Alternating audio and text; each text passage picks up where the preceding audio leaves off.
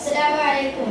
ബഹുമാനപ്പെട്ട ഉസ്താദുമാരെ, അത്യന്റെ ശബ്ദം ശ്രദ്ധിച്ചുകൊണ്ട് തൂവെള്ള വസ്ത്രം ധരിച്ചിരിക്കുന്ന കലിമീട്ടൻ ജനങ്ങളെ, നാട്ടുകാരെ, നിങ്ങൾക്കെല്ലാം കഥ കേൾക്കാൻ ഇഷ്ടമാണല്ലോ. കാലവസന്തം തീർക്കുന്ന ഈ മഹാനീയ വേദിയിൽ ഞാൻ ഒരു കൊച്ചു കഥ പറയാം. നബിയും കാരുണ്യത്താൽ കുഞ്ഞിന് മുലയൂട്ടാൻ പോയ പേടമാന്റെ കഥ തുടങ്ങിയാലോ. നബി സല്ലല്ലാഹു അലൈഹി വസല്ലം ഒരു ദിവസം ഒരു വഴിയിലൂടെ കടന്നു പോകുകയായിരുന്നു. ആ സമയത്ത് മുത്തുനബി തങ്ങൾ ഒരു പേടമാൻ കരയുന്ന ശബ്ദം കേൾക്കുകയാണ്. ഇത് കേട്ട് മുത്തുനബി തങ്ങൾ ആ ശബ്ദം കേട്ട ഭാഗത്തേക്ക് പോവുകയാണ്. അങ്ങനെ നബി തങ്ങൾ അവിടെ എത്തിയപ്പോൾ അവിടെ ഒരു വേട്ടക്കാരൻ നിന്നു. അയാളുടെ പുറത്തായി ഒരു പേടമാൻ ബന്ധിതനായിരിക്കുന്ന ആ വേട്ടക്കാരൻ കരഞ്ഞുകൊണ്ട് അന്ന് മുത്തുനബി തങ്ങൾ മനസ്സിലായി. അങ്ങനെ മുത്തുനബി തങ്ങൾ ആ പേടമാനിന്റെ അടുക്കലേക്ക് ചെന്നു. എന്നിട്ട് വിമർശിച്ച് അപ്പോൾ ആ പേടമാൻ കരഞ്ഞുകൊണ്ട് മുത്തുനബി തങ്ങളോട് പറയുകയാണ്, തങ്ങളെ എന്നെ ഈ പേടമാനൻ ബന്ധിതനായിരിക്കുന്നു. എനിക്ക് 2 മക്കളുണ്ട്. അവർ 2 പേരും എന്നെ കാത്ത് അവിടെ വിഷമിച്ച് കഴിയുകയായിരിക്കും. ഞാൻ അവർക്ക് ഭക്ഷണം നൽകിയാൽ പെട്ടെന്ന് തിരിച്ചെത്താം. അങ്ങ് അതിനെ തന്നെ സഹായിക്കണമെന്ന് മുത്തു നബി തങ്ങൾക്ക് ആ പേടമാൻ ദയനീയാവസ്ഥ കൊണ്ട് വളരെയധികം വിഷമം തോന്നി. മുത്തുനബി തങ്ങൾ സഹായിക്കാമെന്ന് വാക്ക് കൊടുത്തു.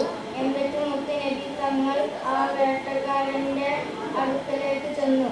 എന്നിട്ട് മുത്തുനബി തങ്ങൾ പേടമാൻ പറഞ്ഞ കാര്യങ്ങൾ അയാളോട് പറഞ്ഞു. അത് കേട്ടപ്പോൾ ആദ്യമൊന്നും സമ്മതിച്ചില്ല. അങ്ങനെ അയാൾ പറഞ്ഞു, ഞാൻ ഒരു കരാർ വെക്കാം.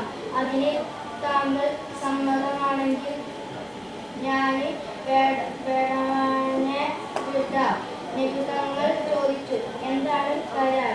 ഈ പേടമാൻ പോയി തിരിച്ചു വരുന്നത് താങ്കൾ ഈ പേടമാൻ തിരിച്ചു ഞാൻ നിങ്ങളെ വധിക്കുന്നതാണ്.